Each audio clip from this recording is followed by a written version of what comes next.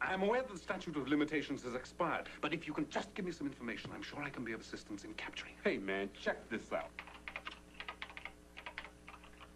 Booth has robbed, cheated, hustled, whored, raped, killed, all over this city for 30 years, and always manages to keep his hands clean enough to avoid prosecution, just like Pavon. Whatever racket one of them doesn't operate, the other does. His flunkies are afraid to testify because they're afraid of getting killed.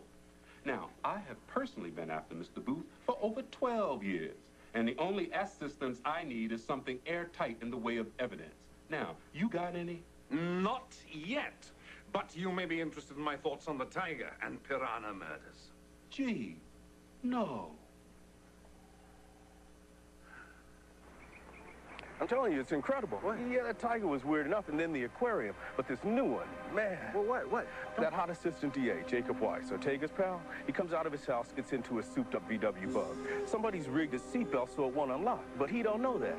Now, he's backing his car out of the driveway. A car blocks it. And then the cement truck dumps its load right through his sunroof. But it ain't cement. It's beetles. They chewed him up. Here it comes now.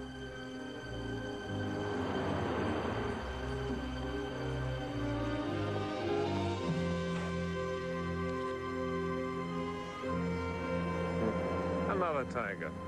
Holmes felt as frustrated and stymied about his own problem as Mrs. Ortega did about hers. He decided it was time for action. It wasn't until we were almost there before Holmes told me where I was taking him. Booth lives here? This is not a good idea, going right up to his front door and... Who mentioned the front door? Hang on, what exactly are you planning to do? I'm going in there quietly to see what I can find. Holmes. If not my valuables and my identification papers, then some sort of incriminating evidence to bring down the mighty Mr. Booth. Forget it. We are out of here. Come on. I'm an excellent burglar, my dear. Always in a moral cause, of course. My tutor was Charles Peace, the best cracksman in London. He gave me this. Would you be good enough to secure the base for me? No way. No way. You are not going to go up there. Thanks ever so for your support. Holmes, damn it, come back here. Would you please keep your voice down? I will not. Holmes! Holmes!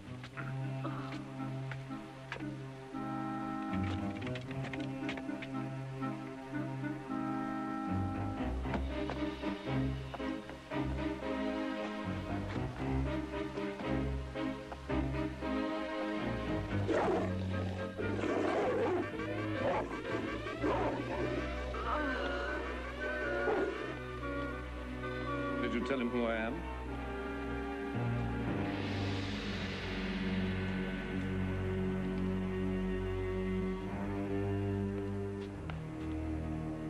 Ah, you recognize my face, Mr. Booth.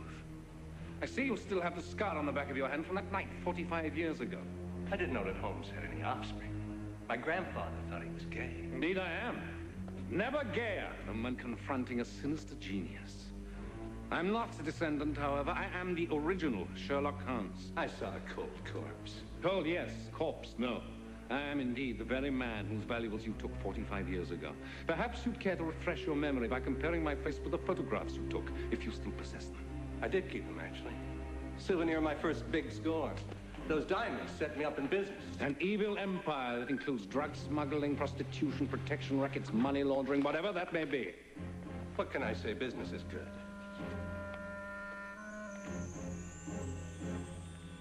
And I guess I have you to thank for it all. But how the hell can you be alive? A little chemistry and a lot of determination to bring a scoundrel like you to justice. Mr. Holmes, within these walls, I'll admit certain things to you, but I run a very careful business. The cops have been after me for years. But Sherlock Holmes wasn't on the case till now. And may not be for long.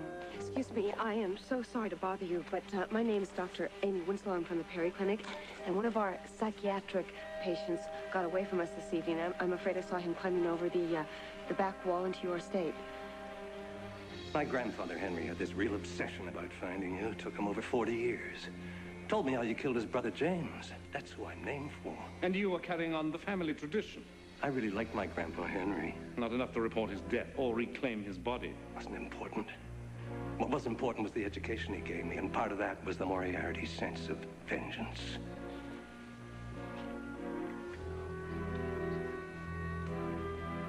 So, they think you're a mental case. Of course, if they saw these photos in ID, they might think again. Then you might end up on the cover of Rolling Stone. That saved everyone a lot of trouble. No! Confound you! Don't!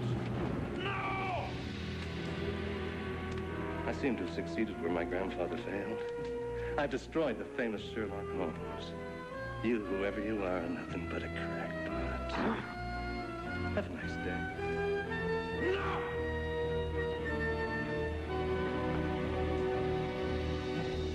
At home, there was more bad news.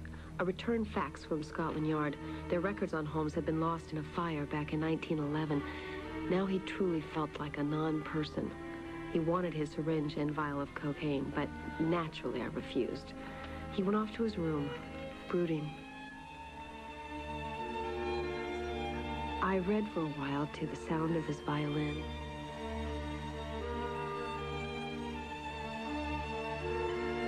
I fell asleep, awakening about 2 a.m. to discover he was gone.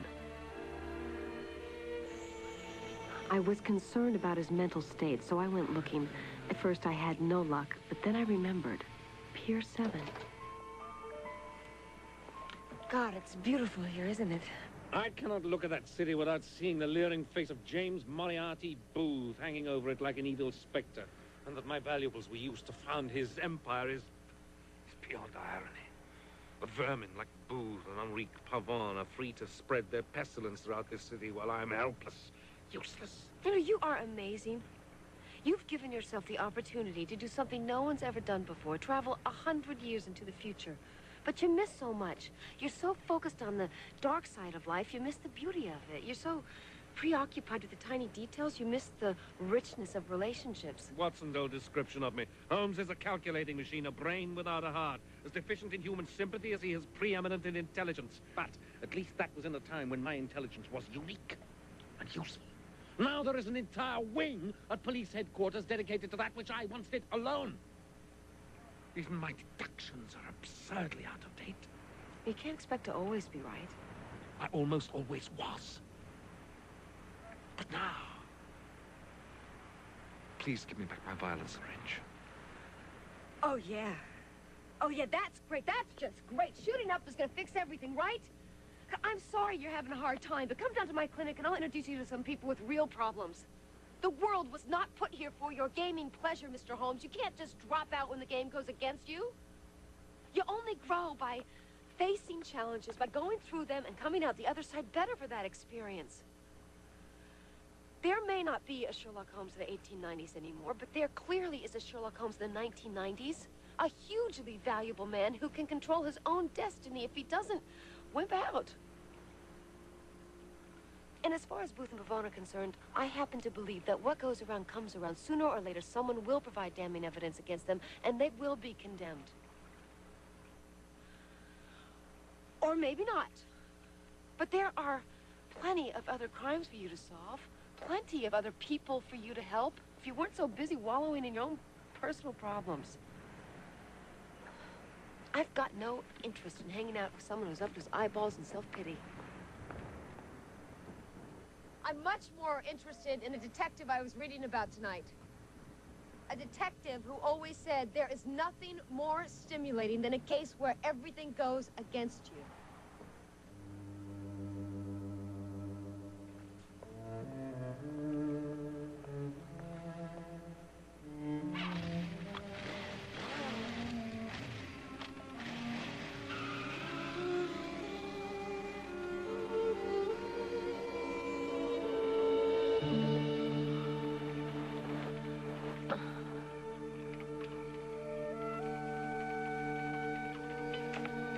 What are you doing? Taking a suggestion. Working on behalf of my first 20th century clients, Lieutenant and Mrs. Ortega.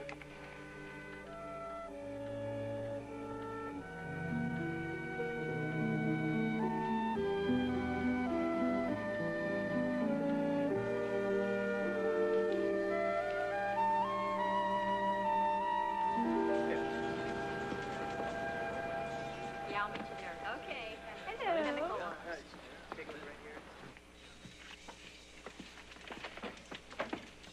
Good morning, Zappa.